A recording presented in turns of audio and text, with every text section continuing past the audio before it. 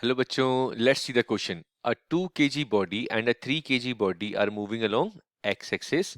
At a particular instant, the 2 kg body has a velocity of 3 meter per second and a 3 kg body has a velocity of 2 meter per second. The velocity of the center of mass at that instant is. तो basically बच्चों यहाँ पर basically आपको velocity of the center of mass calculate करना है.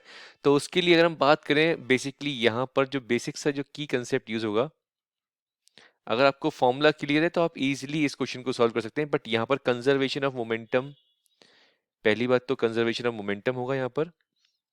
What is conservation of momentum? Initial momentum is equals to final momentum. तो P I आपका यहाँ पर पी एफ के इक्वल होगा. एक बेसिक सा कंसेप्ट जब भी इस टाइप क्वेश्चन आए तो वो हम अप्लाई कर सकते हैं, कंजर्वेशन ऑफ मोमेंटम. अब वेलोसिटी का जो बेसिक फॉर्मूला होता है वो आपको क्लियर होना चाहिए. तो अगर हम बात करें वेलोसिटी का, अगर आपको फॉर्मूला फाइंड करना है सेंटर ऑफ मास के लिए, तो वो फॉर्मूला होता है आपके पास m1 v1 plus m2 v2 upon m1 plus m2. और दोनों पार्टिकल का मास हमको गिवन है. तो m1 आपके पास है 2 kg और m2 आपके पास है 3 kg. और m1 की जो वेलोसिटी है वो आपके पास 3 मीटर पर सेकेंड और आपके पास v2 जो है क्वेश्चन में 2 मीटर पर सेकेंड है.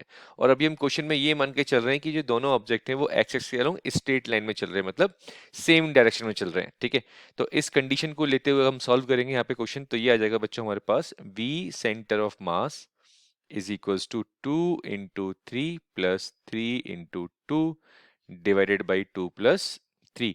तो ये आ गया हमारे पास बच्चों. इसको हम सॉल्व करेंगे. 6 plus 6 divided by 5 which is equals to 12 by 5. तो v सेंटर ऑफ मास आ गया हमारे पास बच्चों 12 बाई 5. बट हमने कंडीशन फिर बताइए आपको. कंडीशन हमने ये मान के चले कि दोनों स्टेट, क्योंकि क्वेश्चन में कहीं पे गिवन नहीं है कि ये टूवर्ड्स चल रहे हैं या अपोजिट डायरेक्शन में चल रहे हैं, इसलिए हम इस कंडीशन को लेके चल रहे हैं. इसलिए आंसर हमारा 12 बाई 5 है. अगर आप इसको इस डायरेक्शन में लेके चलते तो यहाँ पर माइनस साइन आ जाता और हमारा सेंटर ऑफ मास आ जाता 0. बट क्वेश्चन में कहीं भी गिवन नहीं है, इसलिए हमने इस कंडीशन को यूज नहीं किया है. That's why our correct answer is 12 by 5. तो 5 is not the correct option, 1 is also not correct option, 0 is not correct option. So fourth one is correct option. तो हमारा करेक्ट ऑप्शन है बच्चों fourth. Correct option is fourth. Okay, so I hope this question is clear to you. All the very best बच्चों.